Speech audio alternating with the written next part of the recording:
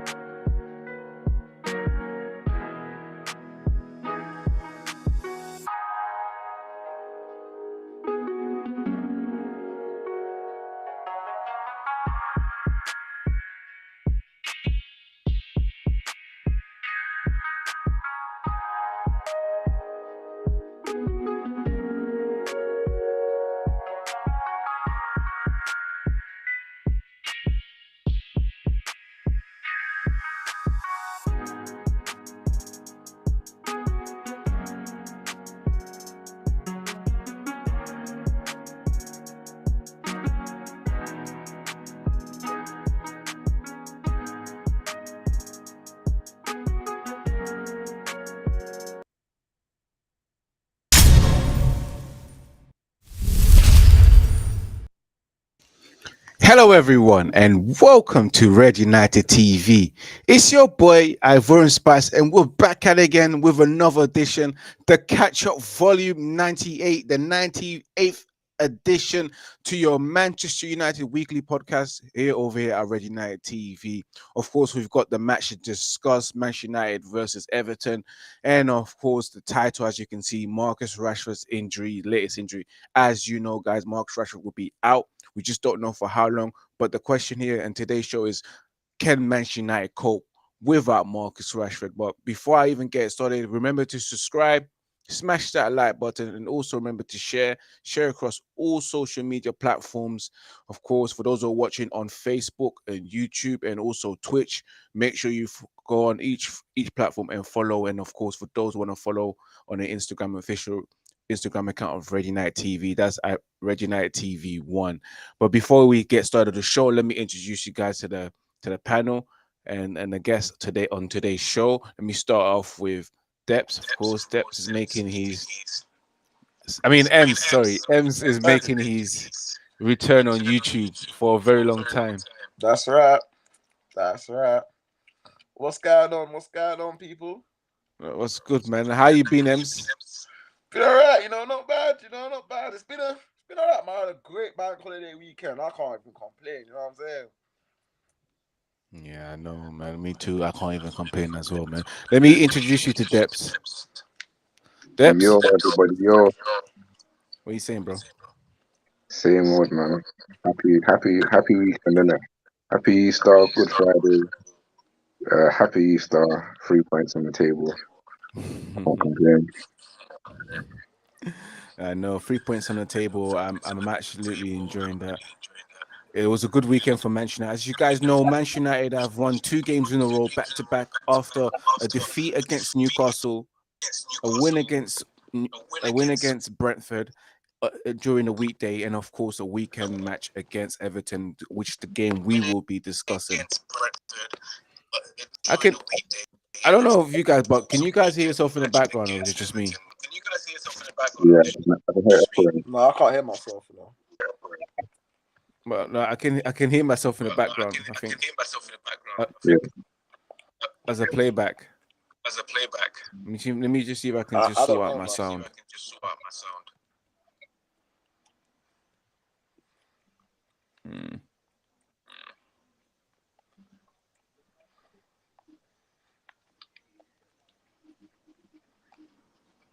Yeah, how's it now? Yeah. No, I can still hear you. Wow. But yeah, I don't know, man. Let me just see if I can just make mutes and then see. Let me see. Yeah, Ems. I believe it's you from the background because I've just muted you, Ems, and like I can't hear myself more in the background. Depths, what are you saying? Yeah, same mode, man. Yeah, that's good. You see, Ems, I don't know. Maybe it's the headphones that you got. No, I ain't got. I have no idea. Then what is it? Maybe you can put some headphones on. Maybe make that difference. Yeah, I'm gonna. Yeah, let me just put you on mute for now, and then when you need to talk, I'll bring you in. But yeah, as I was saying, guys, big up to everyone that's tuning right now. For those who've just tuned in, it's your boy Everton Spice. We're here for the catch up. We've got Depth, we've got Ems. Ems just sorting out his sound situation. But let's start it straight because let's start talking about that game. The game against the Toffees, guys. We beat Weathers' original 2-0. It is Manchester United 2, Everton 0. Manchester United collecting 3 points after beating Brentford, after making sure that the Bees didn't do anything against us. We made sure that we was not going to get tooth decay against the Toffees. Weather Originals FC, Manchester United collecting 3 points. A goal from my guy Scott McTominay, who's been talked about recently. And of course, topping it up, Martial, who's just returned to the first team after an injury. Martial getting that goal, Manchester United getting those 3 points. Manchester United, again, Debs, I'm gonna start it because Manchester United was just dominant against Everton in the first 45 minutes. The amount of shots Manchester United posed on their opponents, it was just a surprise that it was only 2-0 because I felt like it was meant to be more than 2-0. The goals that's coming from Scott McTominay in the first half, Manchester United deserved that because they deserved the lead at that particular moment. And the amount of times we attacked Everton, it was only going to come in. Pickford having a wonderful first half, and he probably had a very good second half as well. But I probably believe he was probably Everton's best player. But yeah, I'm going to start out with you, Deps. Your overall thoughts on the game against Everton? Yeah, it was a wonderful game. It was a good watch. From start to finish. Like, I ain't seen United play like that for what let's say a good couple weeks. Since let's say like the Europa League quarterfinals. So it was a good watch. I genuinely felt like Ten Hag laid into his players and said the games against Fulham and Newcastle were acceptable. And then we saw a big wake up call. From start to finish. I feel like they played Ten Hag football. It was free flowing. It was attacking. It was enjoyable. They played between the lines, and obviously, don't get me wrong, Everton were a poor side on the weekend. They weren't good enough, in my opinion, to stay in the league. I haven't seen United dominate at Old Trafford like that for a long time. As you said, I don't know the stats, but many shots on goal, many shots on goal. But the type of football that we were playing, I was impressed with. And it goes to show when you have the attacking ballers, because we took out Weghorst, and Weghorst then allowed the drop in deep, and we were spraying so many more balls in behind. So we had runners. Anthony got in behind. Rashford got in behind a few times. So many runners getting in behind against a poor Everton side. They played. I think they played Godfrey left back. Godfrey played left back, and Anthony ruined them. Anthony ruined them. I think he got substituted 50th minute because Anthony got in down that right hand side about 3-4 times through on goal. So yeah, I'm happy. I was impressed because that's the first time I've seen United play from start to finish Ten Hag football, what I would call Ten Hag football, which is 2-touch, quick, attacking, direct football. I haven't seen United play quick, direct football for many a year. I don't know if you can go through all the games and check the stats. Sometimes I do like stats, and what was it, 20-something shots on goal. I ain't seen that in a red shirt for a long time. So yeah, man, glory. Yeah, I like the way you ended it there, man. Ems, I'm gonna go straight to you. You watched the match as well. Manchester United beating Everton 2-0. A goal from McTominay, our guys, McSauce, McMail, McLight, McNothing, McShay, as everyone will probably call him, and a goal from Martial that's had a weekend where two of his exes were chasing him. And what was your thoughts on that game against Everton?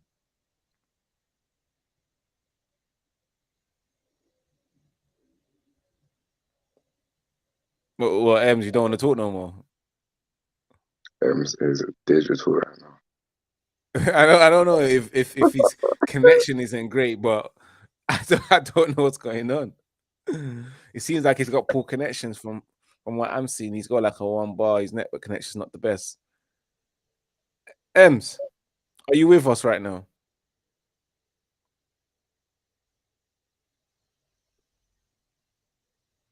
Okay, I think he's probably gonna sort himself out. But back to what I was saying, man. Now Ems, are you back? Yeah, we can't hear you. Yeah, Evans is full-time digital right now. we can't hear him at all. Like it's not like he's on mute. He's not on mute. It just says that he's got poor signal. Probably have to log back in and log back out, bro. But yeah, Deps, if you don't mind, if you can turn your phone sideways in it so you can get the full view of yourself, man. Yeah, man. I think you have to take off your lock screen. I mean your scroll lock, and then you'll be able to flip it the other way. But as I was saying, guys, big up to everyone that's tuning in right now. Subscribe to Red United TV, smash that like button. We're talking Manchester United versus Everton so far. Manchester United beating Everton 2-0. We was waiting for Ems to get his thoughts, but we can go back to what Deps was saying there. Of course, the changes that was made. I clocked that you said the fact that Anthony and Rashford and Sancho came into the team. There's no goals. The dynamic of the game was completely different. The way Manchester United wanted to play and attack was completely different. It was probably much more fluid than it was earlier on. But I think Ems is back now. Let me just try and bring it back. Ems, can we get a voice check? Yo. Yeah, he's back. Alright, so back to what I was saying, right? Ten Hag made a tactical tweet. He put, if I'm not mistaken, he put McTominay and Bruno either side, and it's a bit so was the furthest man forward. For what I see, you see that Sabitzer is actually good in the number 10 role. He sees these passes. So, and I felt for once I see Bruno Fernandes dictating the game. So I was quite impressed. But I felt like Everton, what's the word? I think Everton gave us too much space, man. They was hardly pressing us, and they were playing a high line. So yeah, so to me, I just think Everton played into our hands, innit? But at this stage of the season, all that matters and get into the top 4. That's all. That's the aim of the game. Because who we got? You got Sevilla next. I can't remember who we got next. And then I can't remember who we got in the Premier League. Oh, okay. So yeah, man, I'm just happy, man. And I think surprisingly, I think Mr. Harry Maguire had a great game, or a good game, should I say? So I give plaudits that. I give me flowers. But yeah, overall, I think everyone played well. I couldn't fault anybody on Saturday. No, definitely. So yeah, it was good. Definitely a lot of players played well on that day. Big up to everyone that's tuning right now. Smash that like button. Of course, we was talking about Harry Maguire. Harry Maguire, let's start off with the players, guys, and then you guys can let me know which player you want to talk about as we continue to stream. Harry Maguire, a player that came in against Everton, did well. His distribution wasn't that bad. He was very combative at times. What was your guys' thoughts on Harry Maguire? Because M said he had a good game, and you know what? We have to give credit where it's due. He had a good game, but is he going to be someone that we probably want the next season? Because even though I thought he had a good game, I'm still saying Maguire out. But what was your guys' thoughts on Maguire's performance? For me personally, I feel like he had a good game, but I think these type of games suit him. But when I talk about elite playing against elite teams, He can't do it. But against these type of teams, Everton's, them type of games, you know, head the ball out, push up and all that stuff, that suits him. But we're Man United Football Club. You got to be able to defend 1v1. So far I'm concerned, he had a good game. But if he's willing to be third choice or fourth choice centre back, that's fair enough. But if you don't, we cut our losses, get 40 or 30 million pounds, I'm sure we can get between 20 to 40 million pounds from him. Because furthermore, he's the Man United captain and England international. Yes, he's 30, but the way he plays, he could play another 4 or 5 years. He's never injured. And if they play deep, no, it's true though. That's true. If they play deep, if he was in like an Everton team or whatever, so in that his team, he could play for another 4 or 5 years easy due to the fact that, you know, he's a head it out kind of defender, head the ball out kind of defender. And what about you, Dexman? What's your thoughts on the guys? Maguire, the type of manager that we got, and I think it's all to see, you know, with Weghorst and Sabitzer walking into the team. He could play any player in them positions, and they're gonna do well in them having tactical awareness. And it goes to show what it is having a good manager in the team. You know, the players that, especially the weekend was a game that, you know, United could have lost on a bad day. But Ten Hag, he drilled them. But he drilled them without Casemiro. Were a poor outfit right now. Casemiro is the class, and Rashford is the class that is driving us forward right now. And without them, we're just what we were last season, which is whack. So someone like Maguire walking the team, yeah, he did good. He did well. But in my opinion, it's because Ten Hag dropped him. Ten Hag dropped him. He's not good under pressure. So when, as Em said, when it's the big leagues, the big time, goal time, he's not prepared. He's not the type of player that you're going to put in the defense to trust to win the title, to win your leagues, to win your Champions League. But, you know, Ten Hag took him out, gave him a bit. And you know what? Credit to Sancho as well, because it's a very similar problem. And Aaron Wan-Bissaka as well, because these English boys walked into the United, big price tags on their back. And the pressure got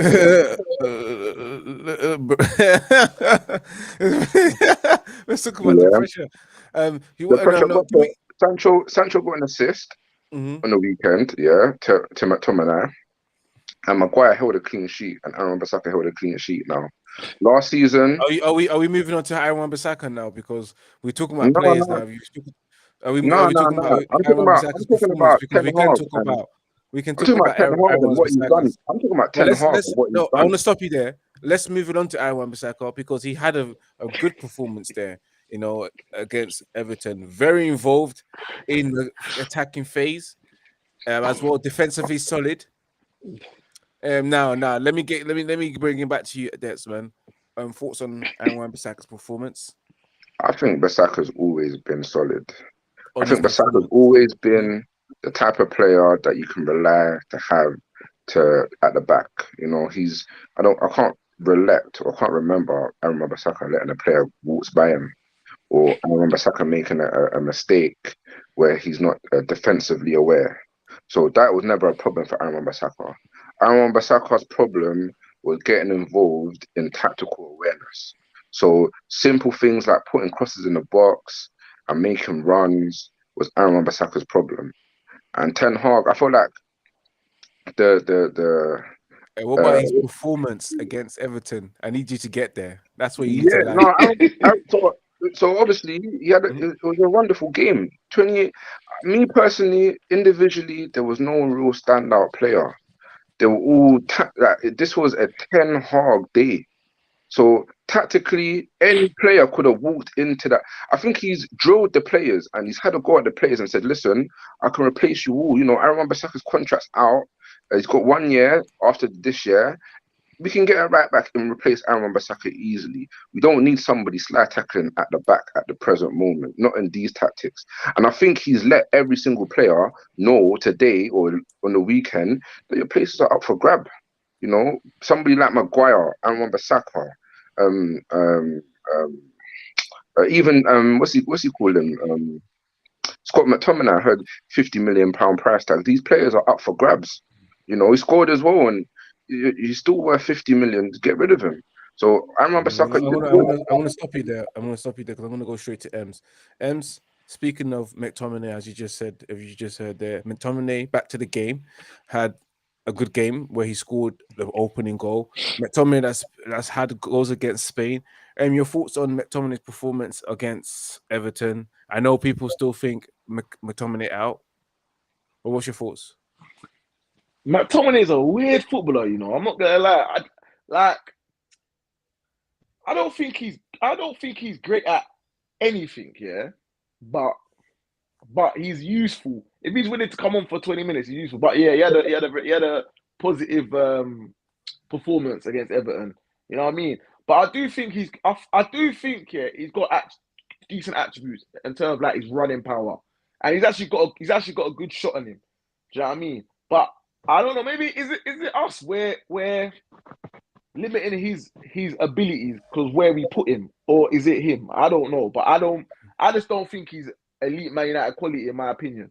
But against these teams, Everton's and them teams battling down at the drop zone, he's quite useful. But in terms of elite games, he's not that guy.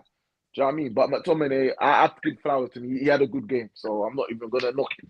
Yeah, I hear that, man. Big up RDS for joining us as well. Sorry, RDS, apologies about the delay, man. Am I sounding good, by the way? Am I coming through okay?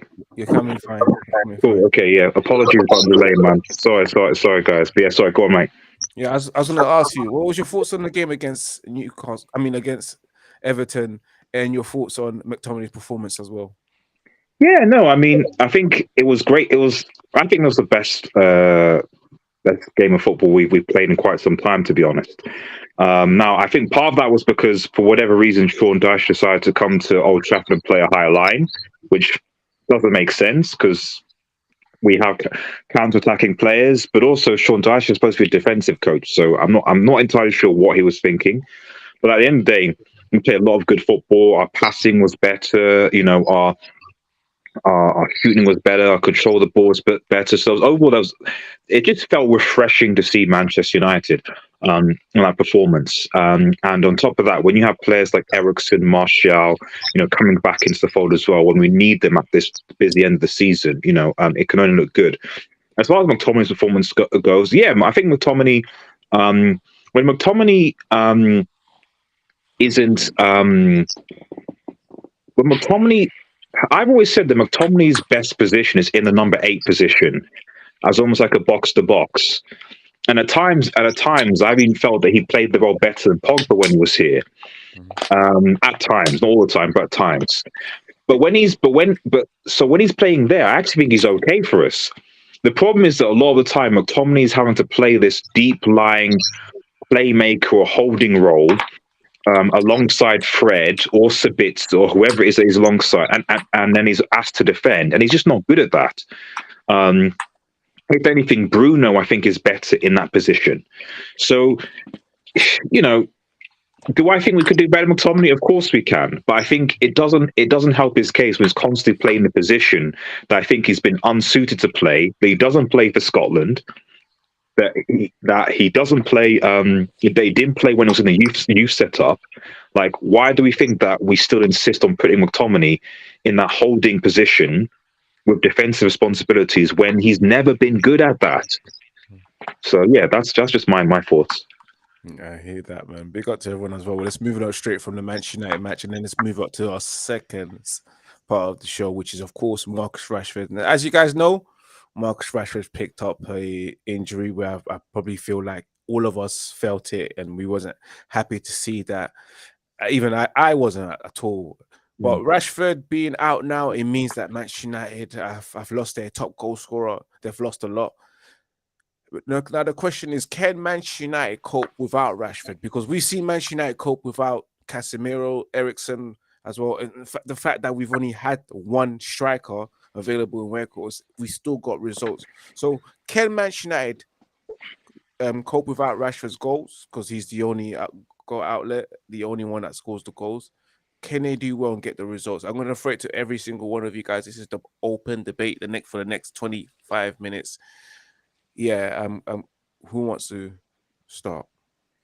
Yeah, I'll start. So With Casemiro coming back and Eriksen coming back, I genuinely believe that this team can play tactically aware of what Ten Hag wants from his players.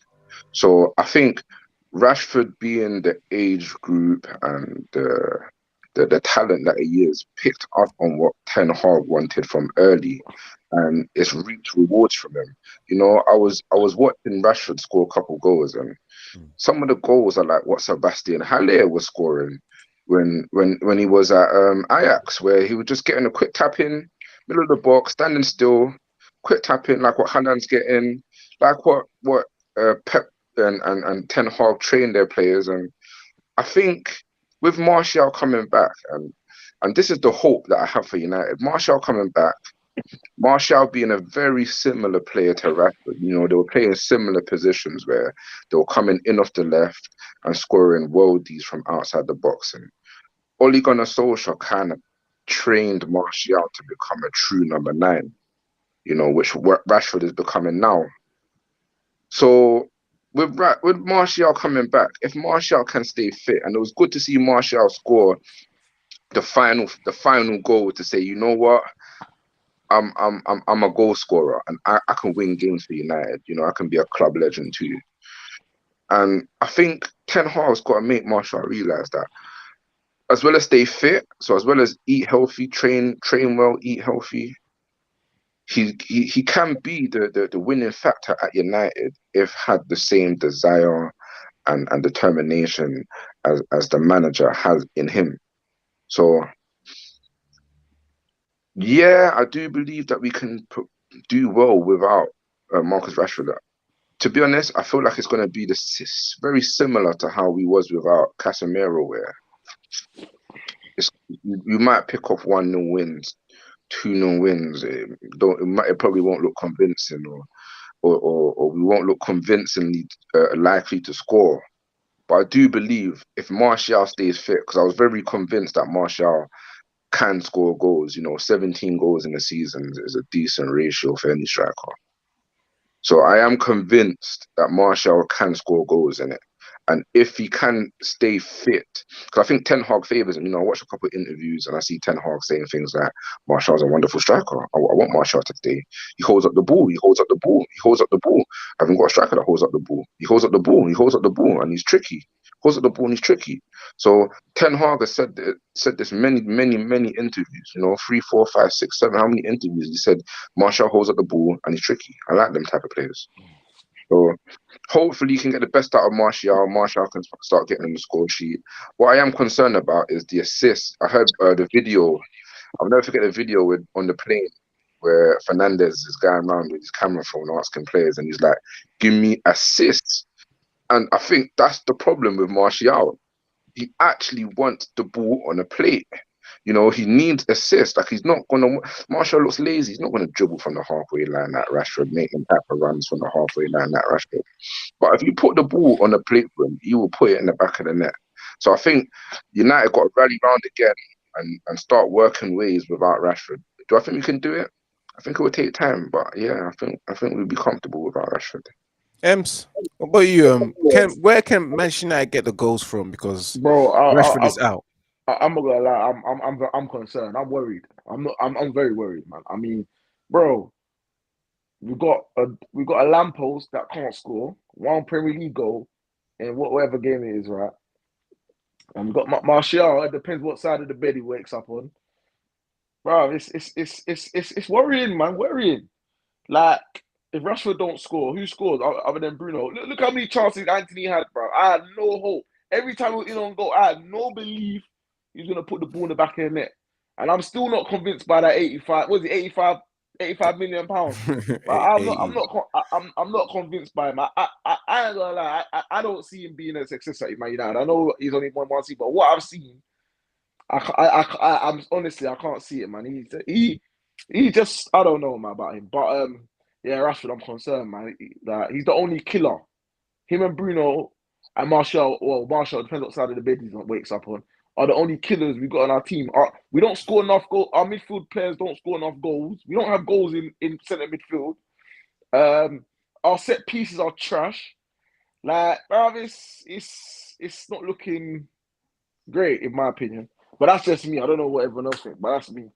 Oh, yes. What about yourself? You of course mentioned United without Rashford. Are you concerned? That, will we prevail? Will we overcome the situation without Rashford? Where would the goals come from? Yeah, I mean, goal scoring is definitely going to be a problem. I mean, we also got, I guess. I mean, I think the only positive really about this is that aside from possibly, I'm trying to think. Actually, no. When we look at the next couple of games that we have, when the teams we're playing against, at least for the next month or so, I can't think of many teams. I'm thinking, okay, the only team, maybe Brighton away. I'm probably be concerned. But outside of that, most of the teams are playing. They're not really known for their biggest defense. They've been conceding a lot of goals. If we're playing like Newcastle, for example, so then probably, but it's not like we're playing against teams that have excellent defenses. Makes sense. And I don't necessarily think that we have to score. Like, we're not going to score 3 or 4 goals to tear teams down. We don't need to do that at this point. We only need a 1-0, a 2-0. That's fine. Boom, move on to the next game. You know what I mean? I wouldn't count on Martial staying fit because he's not been like we're in April now. How many games has Martial played all season? Like we've got 1 month left and the season's over. So as much as I may be one of the few fans that's like, I would get rid of Martial in the summer, not because I think he's not a talented player or anything like that, but like we need players that are actually available for Manchester United going forward, and we can't rely on players that can only play less than 10% of a season. Same with Eric Bain and other players. So yeah, we might get Martial for maybe this week. I don't know what he might, and then he might pick up injuries. He might get injured next week. So I'm not going to necessarily rely on him. I think this is where we kind of need the likes of Antony and Sancho to try and step up. You know, they've been absent. We need them to kind of contribute to the goal scoring situation. Does anyone know when Garnacho is coming back? When is Garnacho back, or is he out for the season? He's not out for the season, but he does have a return date. But I'm not sure when it is. Yeah, Ten Hag won't put that out. Ten Hag don't really put out return dates when he's injured. You don't tell him nothing. You don't like put pressure on players to come back. You like to keep people think private. That is true. I mean, I don't know. I mean, you're now thinking, okay, do you bring in Palestri to come in and try and contribute to goals? Like, we just are really. It's weird. Like, but the thing is, and I'll say this before I quickly move on. Like you've got to blame the board at the end of the day, because at one point last season we had so many attackers. We had Cavani, we had Ronaldo, we had Lingard, we had Mata. We had so many attackers to the point that we couldn't give anyone game time. You know, throwing Alanga there. Alanga's there, actually. People forget Alanga still plays. Don't. He's finished. He's not good enough for Man United. He's still there. I'm just saying he's there. I'm just saying he's there. He's there. You know, he's there. But the point is that like we had so many attackers, you know, and then now it's like we're having to rely on Weghorst alone. You know, so that is on the board, not coming in and not replacing. We lost Ronaldo in the summer. We lost Cavani. Sorry, we lost Ronaldo in the January. We lost Cavani in the summer. Lingard in the summer. Matt in the summer. And the only attack you brought in to replace those players was another right winger in Antony, and Weghorst was a Burnley loanee. That's it. How can you tell me that Weghorst replaces Cavani and Ronaldo? Whatever you say about Ronaldo, he's not a replacement. Yeah, go on. United up front, yeah, if you check the statistics, yeah, have players that can score 20 goals a season. Yeah, we've got one in Sancho who was proven, maybe not at United, but at Dortmund, I think he got 17 goals, 17 assists. Yeah. You have Fernandes, what did he get? 28 goals, 23 assists. Something like that. Yeah. We have Martial back, who got 17 goals in the league. We have Eriksen coming back. He was he was second best assist other than I can't remember who it was. But he was before he got injured, he had the second most assists in the season. You know, we have Casemiro coming back. So scoring these goals is not a problem. When push comes to shove and somebody needed to step up, it was Rashford. Now I think, and this is what I genuinely think. I think when push comes to shove and we need to win these trophies, there's another player's going to step up and start getting the goals. You know, Who do you against think Fulham. that's going to be? Who do you think that will be the player that steps Bro, up? Captain Marvel is going to step in. Who's I was at the Fulham game. Who's Captain Marvel, please? I just want to know. My captain. Who's that? My Bruno. captain. Bruno. Yeah, Bruno. He scored 2 goals. It was him. It was him that won the game against Fulham. As soon as the red cards popped in. He scored the penalty, and he started busying himself around the pitch. Even he watched the game against what do you call it? The last game against Everton. He was busy. He was everywhere. He was literally everywhere saying, "I don't want to lose this game. I don't want to." Everton gave me the freedom of the park, bro. Everton gave me the freedom of the park, bro. Freedom of Manchester. That's why he was spraying them, boom, boom, boom. Under pressure, very questionable under pressure, in my opinion. But bro, listen, all I'm saying is, who do we got to be pressured? Like, there's no games. Only the Sevilla game at home is the only one I'm concerned about where we're going to need to score goals. So the next game, we're going to need to score goals. You know, at home, you're going to want to you're going to want to keep a clean sheet, but you're going to want to get 2-3 goals. So, and this team has match winners. Anthony's been a match winner. Martial just last game been a match winner. How many times has Anthony been a match winner? Casemiro's been Barcelona. There's been a couple of games. I don't know. Barcelona. What we're saying is Anthony flatters to deceive, bro. I'm fed up. I'm fed up of that Anthony guy. This guy thinks he's in a circus, bro. I'm tired, bro. But he's a match winner. No, he's not no match winner. He's a circus. He scored winning goals. What? No, I'm not having him. I'm not keen. I'm sorry. You cannot change my mind. I don't care. £85 million standard. United's got to work better in the transfer market, and someone's got to see that these players above £80 million have too much pressure on their backs to be doing anything great in football. You know, when you're trying to sign these players, and you look across the whole global market, not just in England, I mean like Spain as well. Eden Hazard, one of the greatest ballers man's ever seen in the league, over 80 millions, flop. You know, United's got to now start getting their thinking cap on and start saying, we can't be signing players But to be fair, some of it is also time. Like, I think fans are very, very reactionary when it comes to, like, for me, I don't judge a player sort of on the first season. I see them on the second season, the third season. Yes, if they kill it in the first season, that's great. Like, but there is this kind of like, you spend 85 or 70, whatever is on a player, and they need to be able to deliver instantly when they sort of sign. Like, the great example, I think this is in right now, is Jack Grealish. Jack Grealish was garbage for Man City when he sold, and arguably he's been City's best player this season, especially in recent performances. You know, so I think that fair enough if after 2 seasons he's bad. You know, like, you know, potentially like Sancho might be looking at. You can be like, maybe this is a dud. But in the first season, like, you know, and to be honest, like, Anthony actually has more goals and assists than Grealish had in his first season. And he's been called a flop. I hear all of that. But what the thing is, the difference is, right? Jack Grealish could afford to be a flop because Man City were winning trophies, so it doesn't get highlighted. You see, when you're successful, like Man City were, Jack Grealish wasn't getting highlighted much. Because Man United where we are, and I'm a Man United fan, and I see what I see. Anthony frustrates the hell out of me. And but maybe it's too much pressure. Maybe you're right.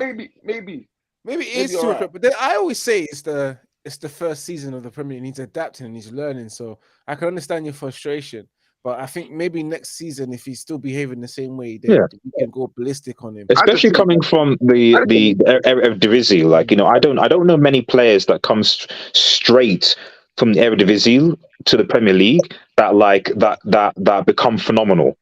Like the most recent one, if you guys recall, in our personal, was a certain Donny van der Beek. You know, so like not a lot of Eredivisie players come straight and that's all. Other than Saka, that you say, it's going to walk into United's team. You tell me one winger right now that you say, yeah, I want to see him at United. And you're gonna I Matoma. would take Matoma Grealish. Ruben. I'll take I would take Matoma Grealish in the Ruben. summer. I wouldn't touch Grealish with a barge pole. I think Grealish is highly overrated, and to be slotting into Man City football is easy. So to be doing things at City when you're winning games under a manager that knows how to win is easy. He had no But excuses for but first no, but season the thing to is, be but that you wouldn't poor. have said that. But did you say that? Did you say that before he went to City though? Before I he didn't went to think City. I didn't think Grealish was good at Villa. I thought Grealish was pants. I thought he was overrated, and the reason why he was being praised so much is because he was a naturally born leader. I think he was a leader. He rallied the team, but English tax, bro. when it came to how can I put it, like ball at his feet and wowing the team and being a winger where he's gonna run past 4 or 5 players, or he's never gonna lose the ball. I think he was mediocre. I think he was a genuine mediocre player. I watched him play for City, and I still think he's a genuinely mediocre player. Where you can any baller could go City right now. You could put any baller from United at City right now. Anthony can go City, and he's going to do the same thing Grealish is doing. I want to stop you there, Depths, because we're going too far into this, our next segment anyway. But let me bring you guys back to Manchester United. Manchester United next game against Seville, Europa League first leg, I believe Old Trafford again. I think so. Yeah. How do you think Manchester United will fare against Seville? What's your score prediction as we come close to the end of the show? I'm going to start off with you, RDS, and then move up to Ems, and then Depths last, and then myself. RDS. I'm just quickly looking at the Liga table. I'm just trying to think where Sevilla are. I mean, I know they are Europa League merchants, but I think where are they? Yeah, they're in 13th, guys. You know what I mean? You know what I mean? Like, to put it in perspective, like Real Betis, who we beat, are in 6th. So, like, I know Sevilla are Europa League merchants, but even when they're Europa League merchants, they still were at least a top 6 La Liga team. They're in 13th. Yeah, and we've already beaten Barcelona and Real Betis this season. Like, there really shouldn't be a reason as to why United lose to Sevilla. Like, and I said, people say, "Oh yeah, Sevilla before." It's like, yeah, that's it. But in those seasons, Sevilla were actually good. They were top 4. They were top 5, and that, so that's reasonable. But you can't tell me that Manchester United can't beat when you've already beaten Barcelona, who are 1st in La Liga, Real Betis, who are 6th in La Liga. You're telling me United can't beat 13th in La Liga? For me, this should be an easy dub. 2, maybe even 3-0. And if you want to look at the stats. Like so they played 28 games, they've won 8, drawn 8, lost 12, scored 33 goals, conceded 44, negative goal difference of -11.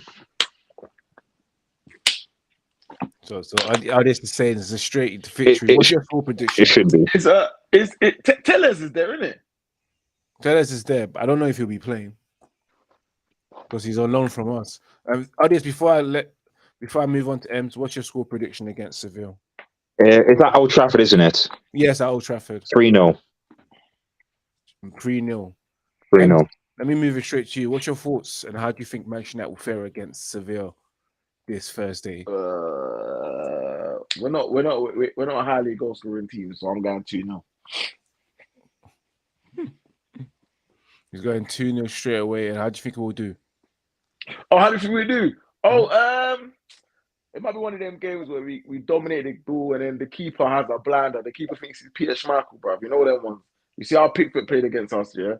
It'll be the same. The Sevilla keeper is going to be playing out of his skin. And then we'll probably get like a goal just before half time. And then we get a goal like in the 80th minute. 2-0 game done. That's how I see it. Depps, what about yourself? Manchester United versus Seville. I feel like the footballing gods has gave United a challenge because me personally, this is a game where Rashford gets a hat trick easy. Rashford becomes injured. Yeah, but naturally, I think in a game where he's fit, he walks into the team, Old Trafford, he gets 2-3 goals easily. So I feel like the footballing gods has kind of said, you know what, there's a challenge. They've given us Eriksen back, Casemiro back, and Martial back. I said, what else you got in your locker? Now, when I look at that team, I see match winners in it. So we've got our match winners there. We've got Casemiro match winner, Eriksen match winner, Martial can be a match winner, Fernandez can be a match winner, Anthony can be a match winner.